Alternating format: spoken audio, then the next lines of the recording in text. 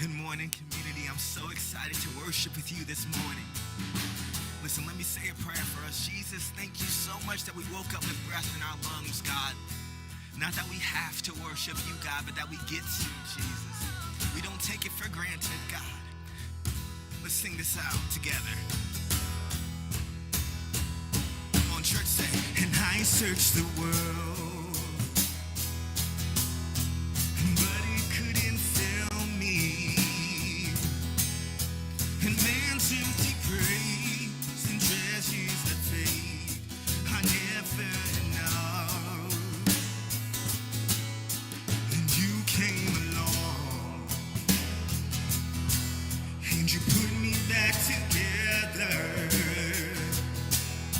And every desire is now satisfied, both here and in love. Yeah, oh, there's nothing better than you. There's nothing better than you. There's nothing, nothing is better than you.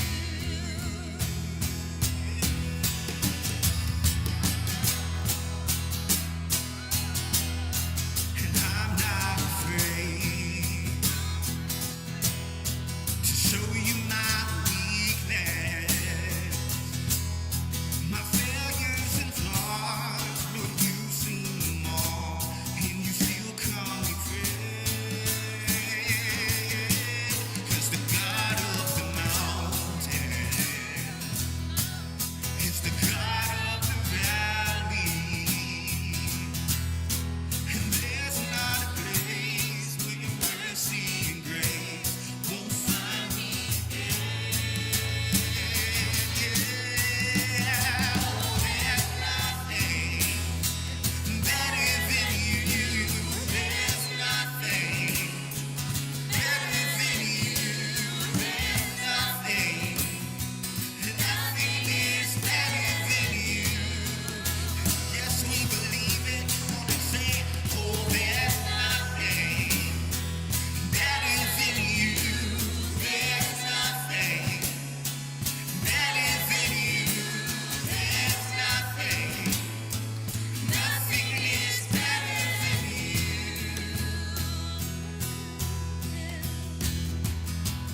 You turn mourning to dancing, and you give beauty for ashes, and you turn shame into glory, and you're the only one who can. You turn mourning to dancing, you give beauty for ashes, and you turn shame into glory, and you're the only one who can. And we say, you turn praise into God, you turn bones into armies, and you turn seas into highways. You're the only one who can. You're the only one who can. You're the only one who can. Oh, there's nothing better than you. There's nothing better than you.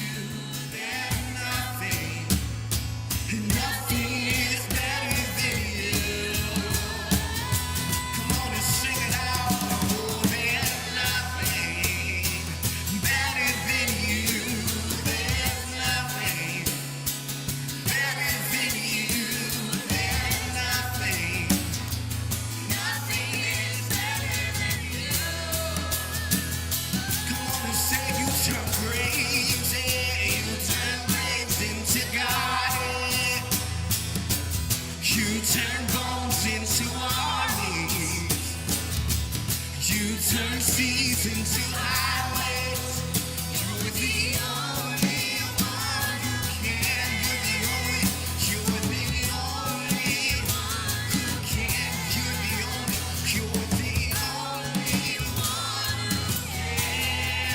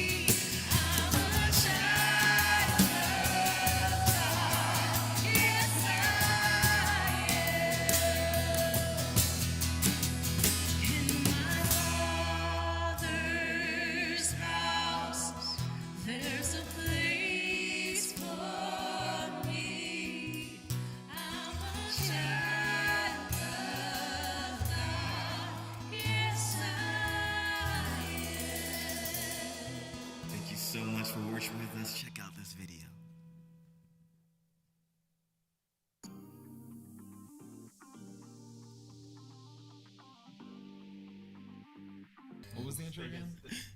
I think your name. Yeah, then lean Welcome to What Happy Couples Know. Yeah. Welcome back to What Happy Couples Know with our contestants Allison and Brad. And I'm your host, Gio Barella. I'm going to be asking our contestants some questions. If the answer is Allison, they're going to raise Allison's shoe. If the answer... Raise your shoe. That's my shoe. Yeah, if it's Allison's answer. Yeah, you also have to have your shoe. Yeah. Oh!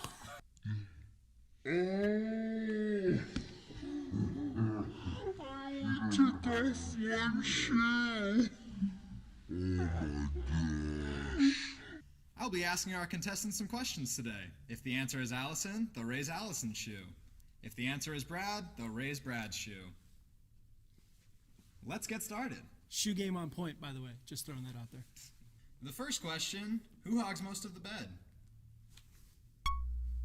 Dude, her all day long. All day long. I don't get any covers. Me and Albie.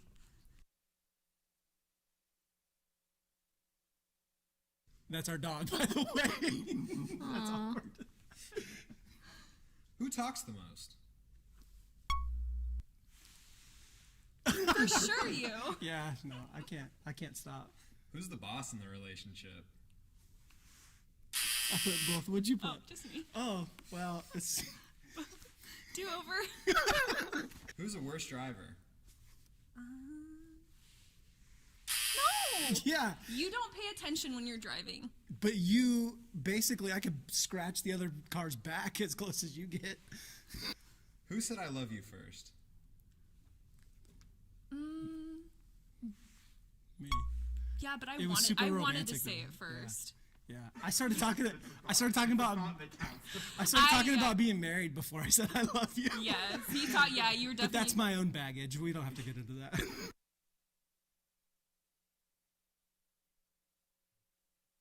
Our last question, who has stinkier feet? Oh, dude. Come Seriously. on! Seriously. Ugh. Sniff test. All right, our host Gio Barella. That one.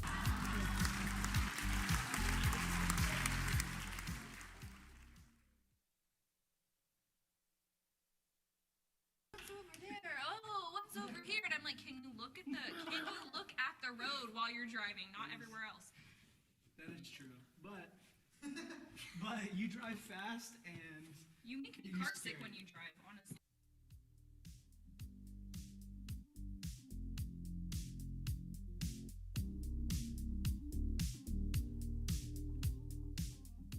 Hey, that was fun.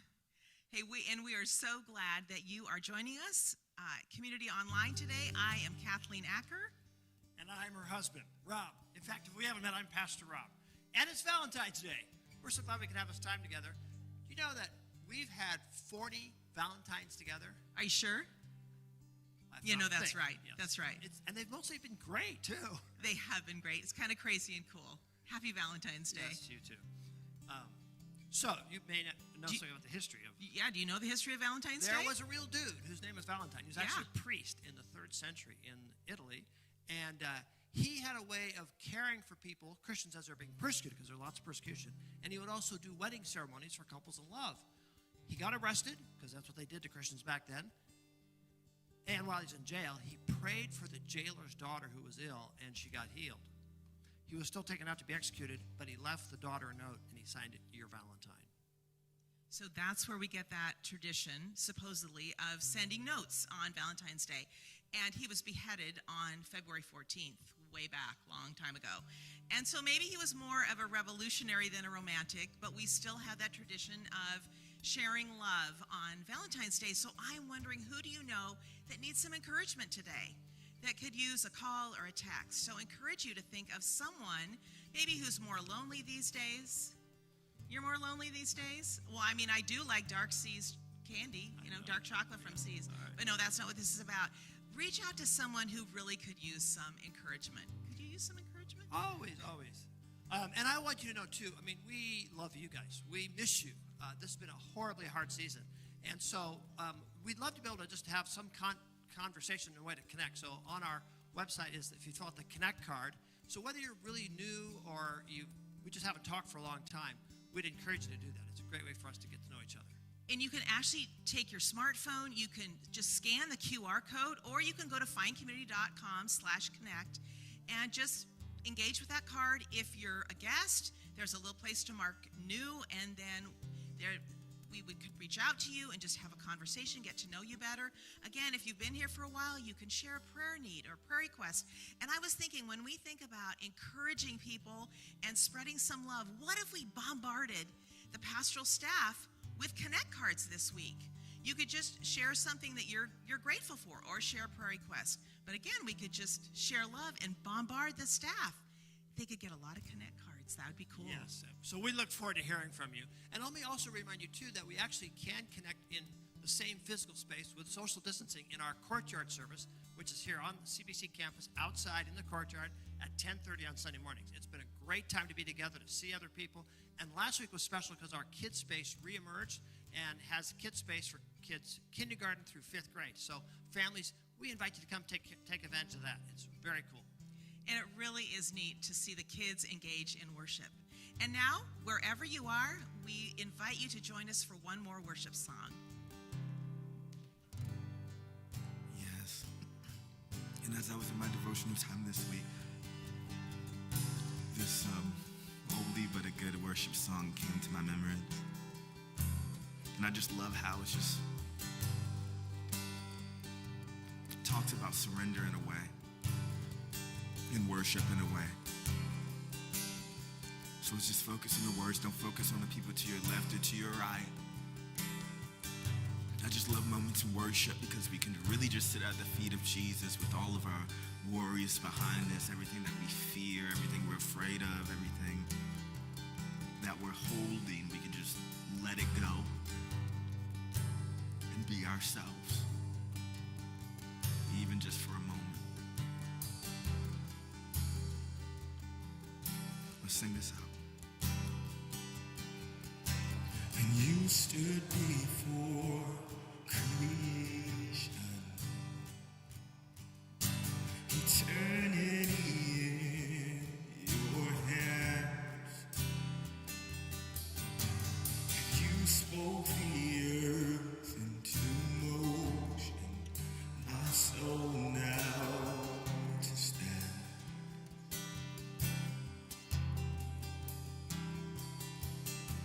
And you stood before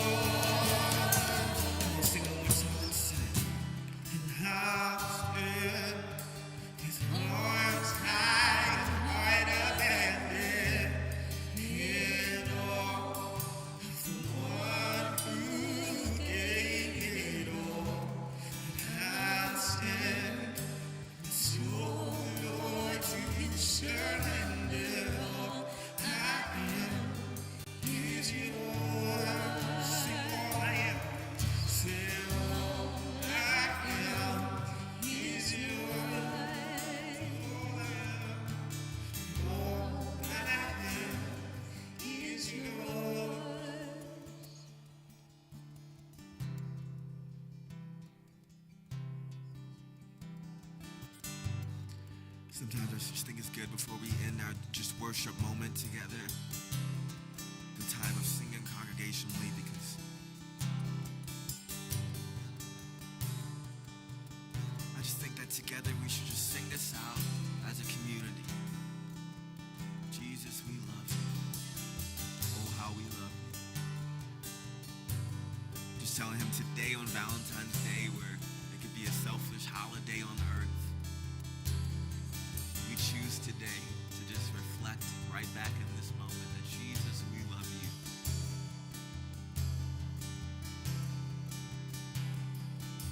Just as people that go through their day, they don't feel really loved, but I believe that when we reflect that Jesus, we love you, he's already just surrounded us with his agape love in that moment. So let's just sing, Jesus, we love you, and oh, how we love you, 'cause you are the one our hearts adore. Jesus, we love you. Oh, how we love you. You are the one our hearts adore. Sing this one else. Our affection, our devotion poured out on the feet of Jesus. Our affection, our devotion poured out on the feet of Jesus. Our affection, our devotion poured out on the feet of Jesus. Our affection, our devotion poured out on the feet of Jesus. Oh, how we love you. 'Cause you are the one our hearts adore. Come on, just together say, Jesus, we love you. Oh, how we love you. 'Cause you are the one our hearts adore. Jesus, we love you. We're so thankful for you. God, I pray for those, God, who maybe aren't in the perfect relationship, or maybe aren't in a relationship, and maybe Valentine's Day means something different for them on this Sunday, God. But I think that it's a blessing that it falls on this Sunday, God, so the church can speak to that comfort, God. Can speak to that hurt, Jesus. That right now, God, that you would just surround them, God, with your loving arms. With your loving arms, Jesus. We love you so much. In Jesus' name we say, amen. Come on, give God some praise together. Amen. Amen. What beautiful words and songs from our hearts, right? To honor Christ with. Thank you, team. We appreciate that. And, as we sing, there's a verse that is really meaningful to me and so many here at Community. And we actually talk about it in our Rooted discipleship experience. It's from Romans chapter 12. And the Apostle Paul says, "Therefore I urge you, brothers and sisters, in view of God's mercy, to offer your bodies as a living sacrifice, holy and pleasing to God. This is your true and proper worship." And, so we think about worship, we often think to songs, like we just had a time to sing in worship. But worship in the Bible, we know, is the whole thing. It's our whole life. It's every part of what we do to live, to follow the way of Jesus. We often have that phrase, you've heard, whole life worship. So in a moment, we're going to have what we sort of pause as an offering time. It's an offering of our worship to him, through our offering, I should say. And I want to, again, thank the many of you who get this, who follow the way of Jesus in generosity. In a moment, you'll see just a way to start doing that process, either through text or through online giving, which makes it very easy. I want to say, too, some of you might, perhaps, if you don't get the connection, in the connection each week, I posted last week the impact report for 2020, and it was also in your snail mail where we attached giving records of 2020. So just to reiterate, we're so thankful for God's faithfulness through this church, through each of you, in our budget last year, and all the ways lives were impacted, all the ways God kept doing his work, even in the midst of a pandemic. So that was encouraging for me to see all those things posted and listed in our impact report. So thank you to many of you who are faithful to worship God in this way.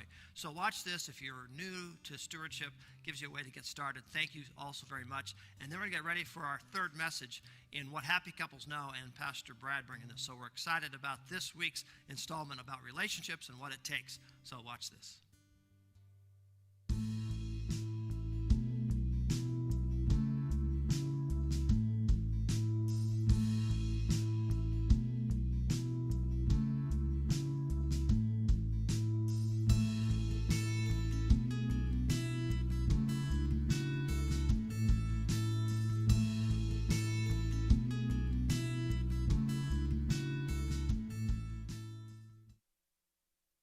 We're brought here today by the love that Sarah and Davis share for each other. We're going to be so happy.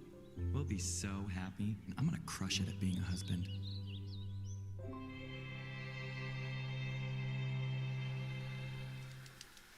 I really hope she looks like her picture. Pete says she has a good personality. That's a red flag. Davis? Whoa, that is one beautiful personality. Cutie alert. Thank you, Pete. Sorry, I got you a latte. Oh. I hope you like it. Thanks, latte. Why did I just say that? Quick, say something. Oh, yeah, that's dairy. Probably shouldn't immediately correct him. So do you...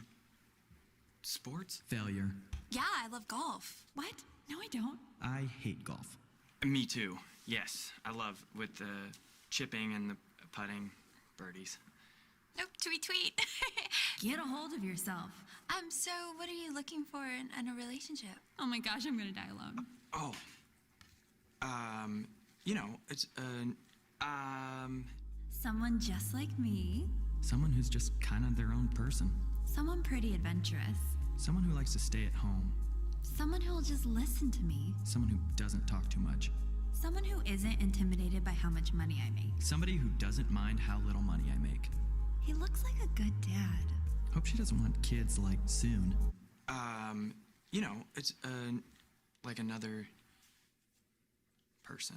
Oh, that's me. I mean, me too. I think I love her. Wow, time flew by.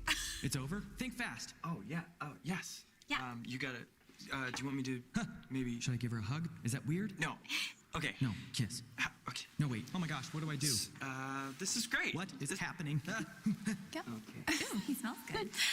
Well, I'll just see you. Well, you messed that up. It's okay. We'll crush our second date.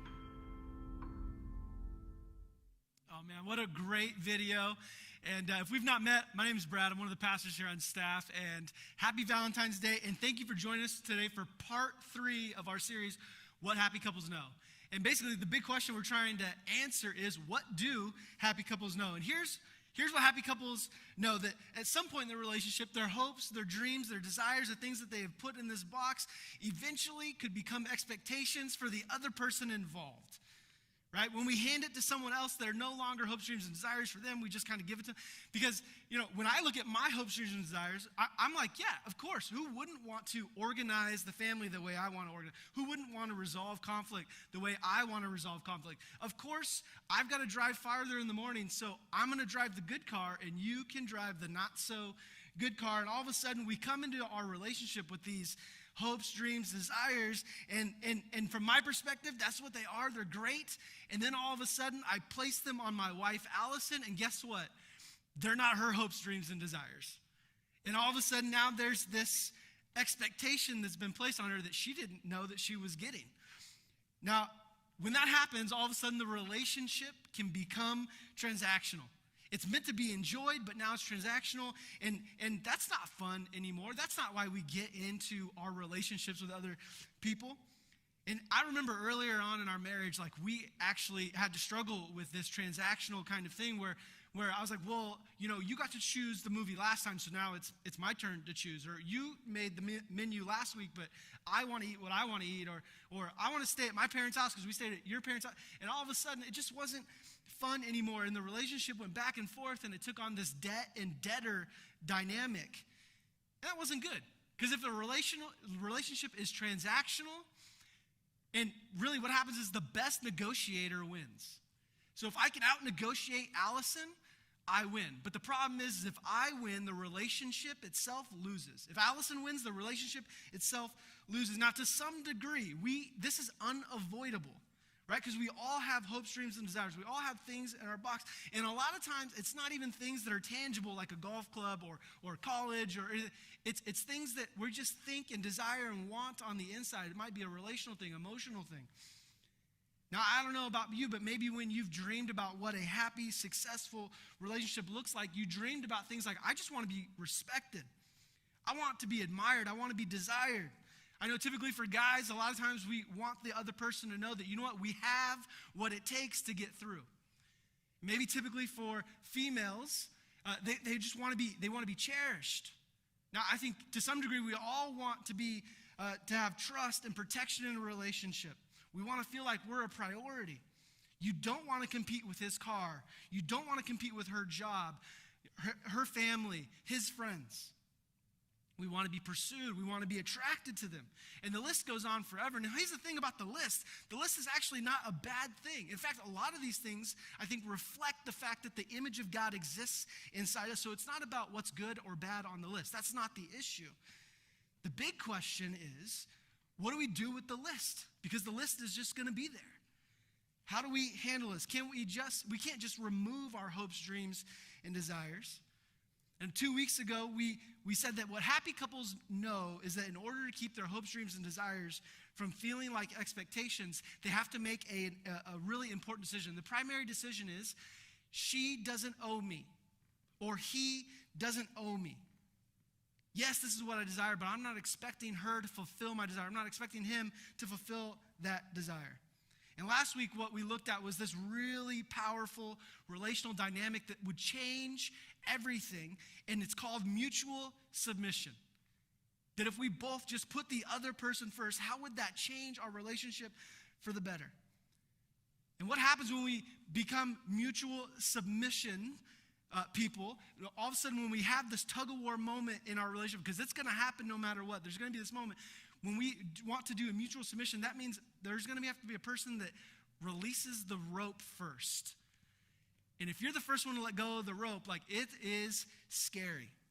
But happy couples know that you have to let go for the relationship to win. So what do we do then when we let go of the rope and we say, okay, cool, we're not going to make a tug-of-war? And before we jump into what we should do, I'm going to list a few things of what we usually do that probably don't work out for the best most of the time. What are we going to do with all this stuff that's in my hopes, dreams, and desire box? The first thing you might do is you might ignore that it exists. You might just say, no, I'm going to cut it off. I'm going to pretend that it's not there. And pretending is not good. You become not fun in the relationship. And when you ignore stuff, you run the risk of never acknowledging the stuff that maybe God has placed on your heart. That's not good. And then all of a sudden you expend all this energy and you're tired because you're just trying to ignore everything and block everything and not worry about it. And then guess what? If you're ignoring it, you might end up becoming a weirdo in the relationship. Your partner might think you're just weird because you're not acknowledging the things that are on the inside. And the problem is the relationship will never be healthy because you're not healthy. So you can't just ignore it. Another option is you can just stay busy, right? You can stay busy. You can focus all your time, energy, and effort on activity like golf or work or the kids or the boat or the car. Whatever keeps you apart, then all of a sudden what happens in your relationship is now you're just roommates. I guarantee that's not why you jumped into this thing to begin with. I think you wanted something more out of it. And so there's no excitement in that. Not to mention, if kids are in the equation, it doesn't model anything positive for them. So staying busy isn't the answer. Creating your own world and isolating yourself isn't the answer. Maybe a third thing we do is we find someone else. We just like, all right, it's time to bail. Now, I would say that if you're just dating or even if you're engaged and you realize that your hopes, dreams, and desires like don't match at all the other person you're dating, I'm just going to give advice to you. Just break up. Get out. Like, it's time to move on. Why? Because you still have time and an opportunity to meet someone that might better align with you. But if you're in a deeply committed relationship or if you're married, it's not that simple, right? You can't just be like, all right, peace out. Even though there's times that we probably want to. And so just leaving the relationship, finding someone else, doesn't always work. Why? Because, and this is going to be solid gold right here. You're going to need to hear this. Why? Because wherever you go, there you are.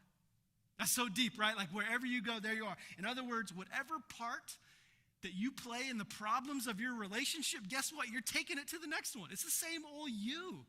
You're bringing your issues to the table. Now, this might hurt a little bit, but I need us to hear this, that your baggage is a lot of weight to expect someone else to carry. Your baggage is a lot of weight to expect someone else to carry. And if the person you're with can't fulfill your hopes, dreams, and desires, then why do you think someone else might be better at that? Now, let's say you're in a serious committed relationship or you're married, and all of a sudden you meet someone new at the coffee shop or it's that coworker, and all of a sudden you're like, ooh, the grass might be greener on the other side. Now, before you jump that fence and look at that lawn, you have to realize something. I'm going to tell you everything you need to know about this other person that all of a sudden you think, oh, they might be better. They're only acting on their best behavior. That's it.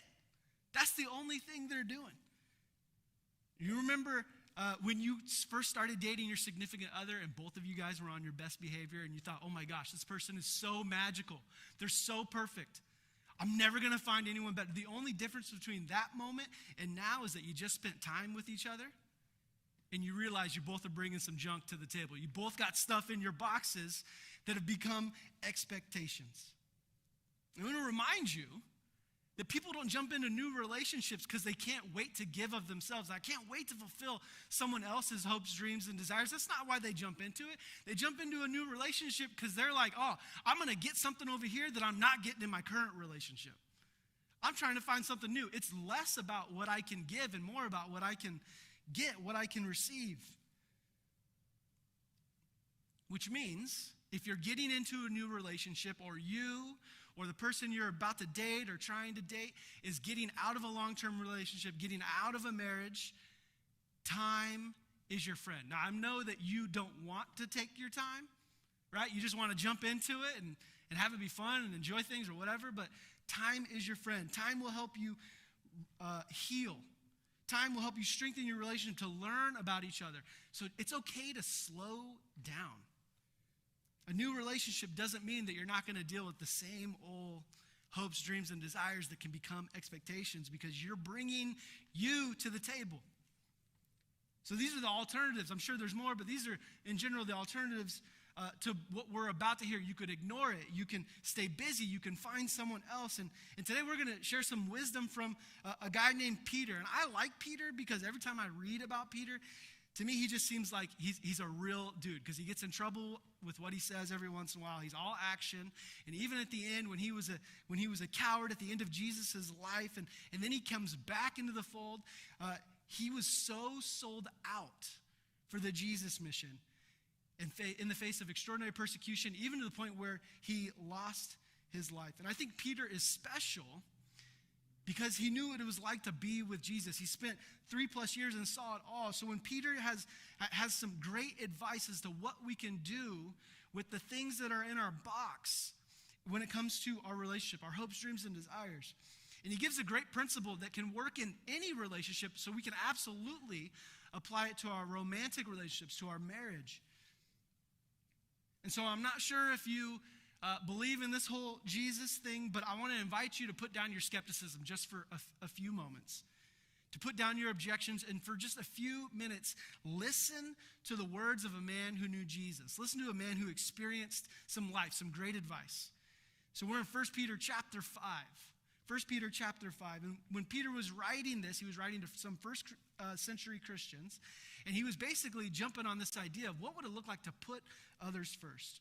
And my hope is as we work through this, it's just really practical for you. So 1 Peter chapter 5, starting in verse 5, what he says is, all of you clothe yourselves with humility toward one another.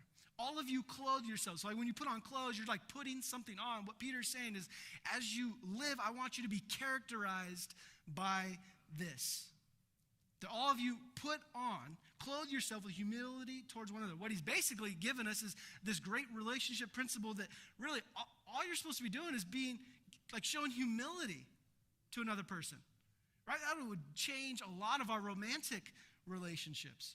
Clothe yourself with humility. That means go small. That means put other people first. Put another person first. That when you hit this crossroads in your relationship, when there's a moment of potential conflict, what you're really doing is asking yourself, man, what would a humble person do in this moment? What would a humble person do in this moment? And we're going to practice that, even if you're with people or by yourself. On the count of 3, we're going to ask ourselves that question, because my guess is most of us probably haven't asked ourselves that. So are you ready? 1, 2, 3. What would a humble person do? I'm assuming you guys did really well.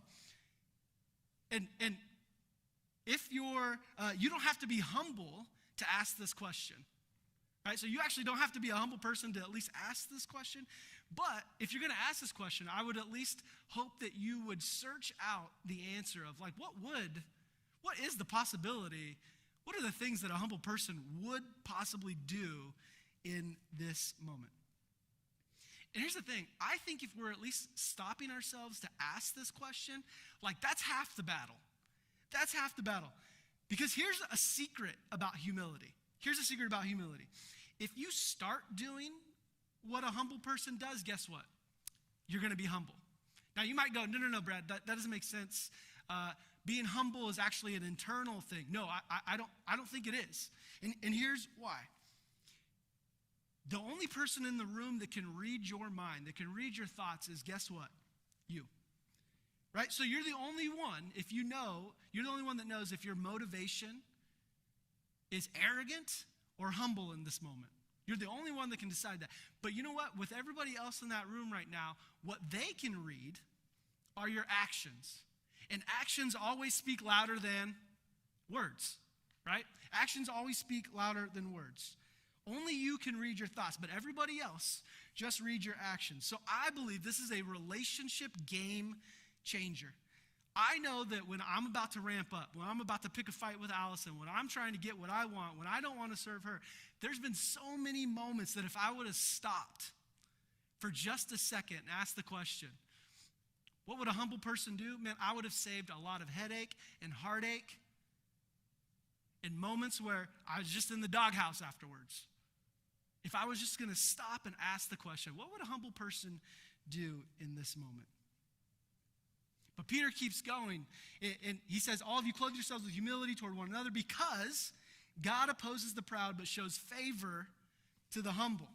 I'm just going to ask you a simple question that you can just kind of take inventory and stock of right now. The simple question is this. Do you really want to be in opposition to God? Do you want to be in opposition to God? Now, before you judge God harshly of saying, like, I don't understand why God says this, like, this is exactly why I struggle believing that there's a God. This is a mean thing to write. Like, don't you do the same thing? Don't you try to avoid arrogant people? Don't you try to limit your time with people who don't care about how their behavior impacts them, or they only care about themselves, or only talk about themselves? I know I do. I try to limit my time with people like that. Right? That's not abnormal. And what God is saying here is like, he's saying, look, I'm not about those that consider themselves proud, but I'm going to show favor. I'm going to show grace to those that are humble. And this is a great promise that God gives us. And what Peter's saying is, look, when we humble ourselves in our relationship, what it does is it creates an invitation for God to give you the strength you need. It creates an invitation for God to give you the endurance you need, the power to be able to maintain so that you can choose the right thing, so that you can keep going. Because humility is an invitation for God to do something extraordinary. to do something different, to do something that you can't believe.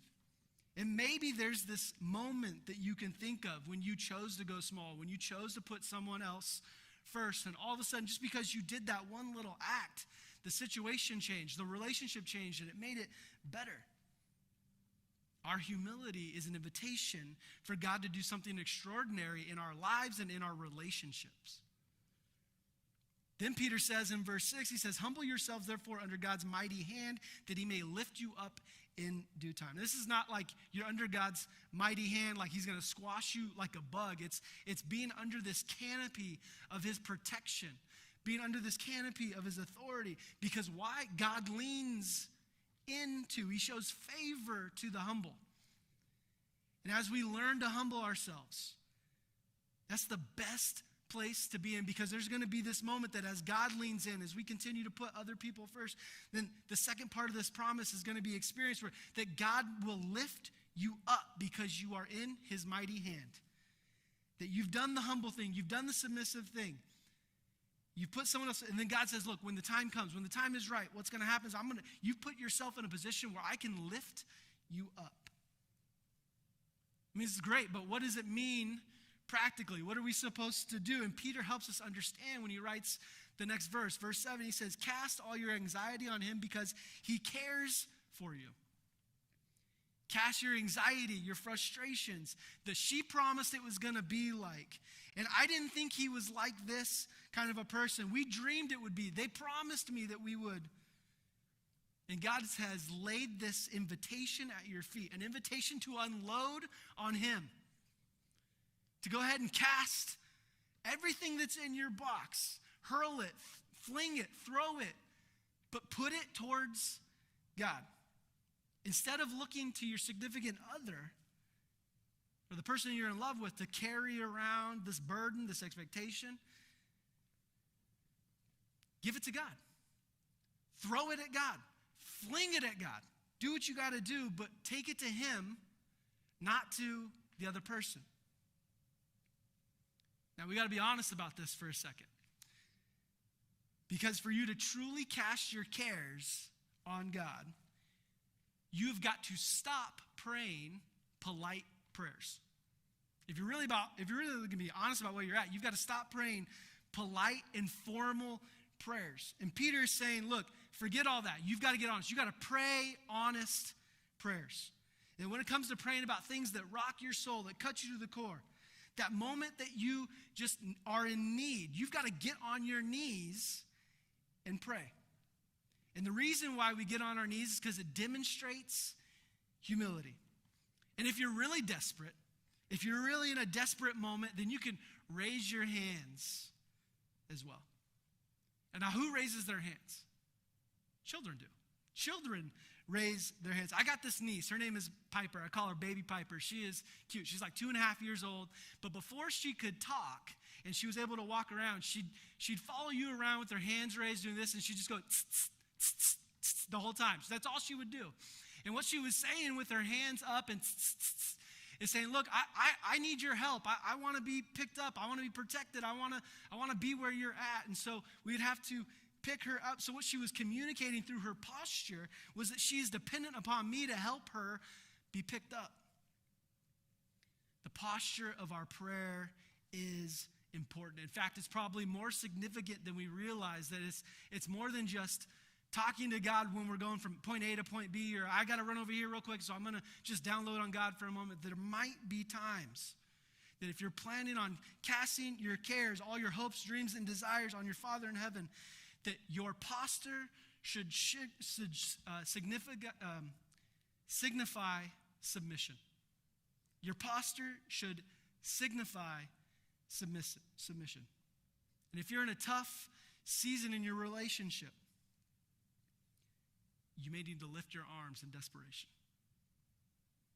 You may just need to be on your knees for a moment and say, God, I need you.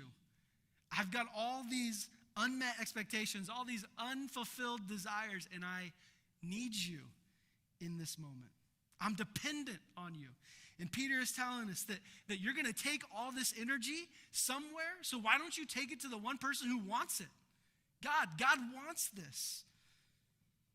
Not the guy down the hall, not your wife in the other room. Don't stand at the door at the end of the day waiting for them to get in so you can just unload on them. Take it to your Father in heaven. I know a lot of people who could share their stories about how they were in this moment of desperation. And it was through impolite, honest prayers that they found the strength to endure, the ability to take a step forward, the fortitude to go back into the relationship, the learning of listening. And they found strength in the small space in their knees. That through that moment, they experienced the peace of God, the presence of God, the power of God in difficult times.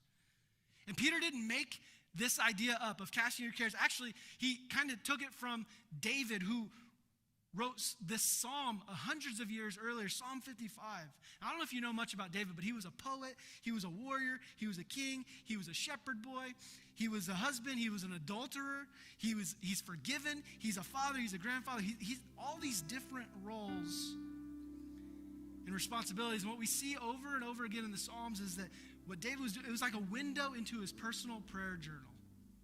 And all of a sudden we're seeing David's words, and he kind of always recentered himself on his relationship with God. And these Psalms would have rants and complaints and prayers and hopes, dreams, and desires all mixed together. And the scripture of Psalm 55 is one of those. And we're going to read a piece of it. In verse 12, 13, and 14, it says, if an enemy were insulting me, I could endure it. If a foe were rising against me, I could hide. But it is you, a man like myself, my companion, my close friend, with whom I've once enjoyed sweet fellowship at the house of God as we walked about among the worshipers. And so what David's basically saying, like, I expect my enemy to come at me. I didn't expect my friend to turn his back on me. I didn't expect that. And he continues in verse 15, says, let death take my enemies by surprise. Let them go down alive to the realm of the dead, for evil finds lodging among them. I mean, David's getting honest real fast right here. He's not mincing his words. He's saying, look, death take them. Basically what he's saying in English is to hell with them. Get them out of here. I don't care anymore. God, take them. To hell with them. And then in verse 16 and 17, he says, as for me, I call to God, and the Lord saves me. Evening, morning, and noon, I cry out in distress, and he hears my voice.